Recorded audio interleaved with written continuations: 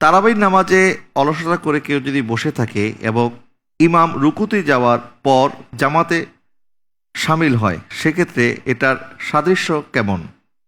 কোনো ব্যক্তি যদি তারাবির নামাজে অলসতা করে বসে থাকে এবং ইমাম রুকুতে যাওয়ার পর নামাজে শামিল হয়, এটা হচ্ছে মুনাফিকের আলামত। এটা হচ্ছে মুনাফিকদের সাথে তার সাদৃশ্য রয়েছে। মুনাফিকদের সাথে সাদৃশ্য রাখে। দর্শক, আমরা কিন্তু মাহে রমাদানে এই দৃশ্যটা প্রায় মসজিদে আমরা দেখি, বিশেষ করে যারা বয়সে একটু তরুণ, ওনারা অলসতা করেন, পাশাপাশি অনেকে মনে করেন যে অনেকে তো এরকম করে, সুতরাং আমিও যদি করি অসুবিধা কি? আসলে আমরা অনেক সময় দেখা কাজ করে নিজেরা গুনাহগার হয়ে আমরা জানিও না আসলে এই কাজের ক্ষেত্রে কতটুকু গুনাহ হয়। এটি হচ্ছে মুনাফিকদের সাথে সাদৃশ্য রাখে। বরং নামাজের মধ্যে অলসতা করা যাবে না, নামাজ পড়তে হবে লিওয়াজহিল্লাহ, আল্লাহ সুবহানাহু ওয়া তাআলার উদ্দেশ্যেই। যদিও সেটি কষ্টসাধ্য, তারপরও অলসতা করে নামাজ আদায় করলে সেটি মুনাফিকদের সাথে সাদৃশ্য বহন করে।